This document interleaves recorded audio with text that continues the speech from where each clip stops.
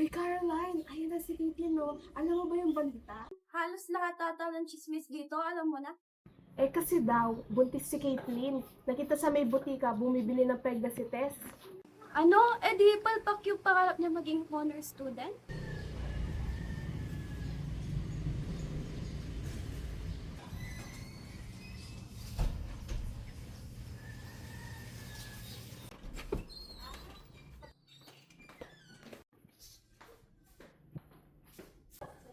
O anak, bakit parang ang bigat ng loob mo?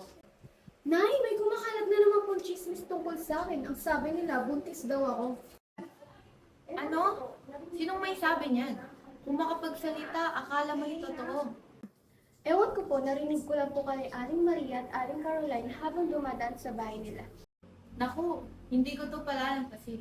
Pupuntahan ko ngayon si Kapitana Pia para ayusin to.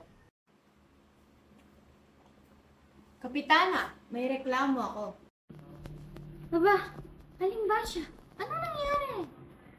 May nagpapakalat na chismis sa anak kong si Caitlyn. Sinasabi nilang siya'y buntis kahit hindi naman totoo. Hindi na tama to, Kapitana. Seryosong bagay ito ah. Mangyamar, hanapin mo kung sino man ang nagkakalat ng balitang ito. Ngayon din. Opo, Kapitana. Ako na pong bahala. Salamat.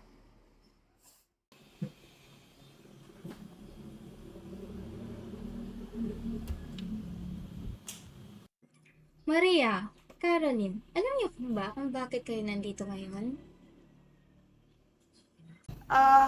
Kapitana, baka may konting misunderstanding lang po.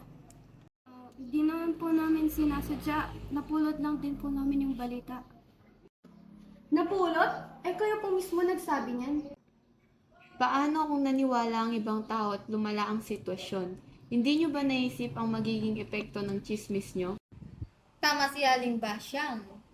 Alam niyo ba, yung chismis nakakasira ng pangalan at nakakadulot ng sama ng loob?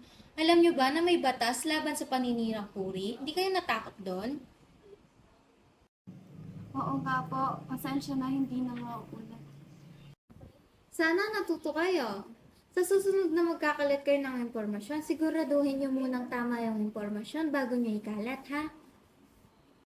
Sana ito na ang huling beses. Mabuti naman at nagkakaintindihan tayo. O siya, tapos na ang pandinig na to. Laging tandaan, ang chismis ay hindi ginagawang libangan.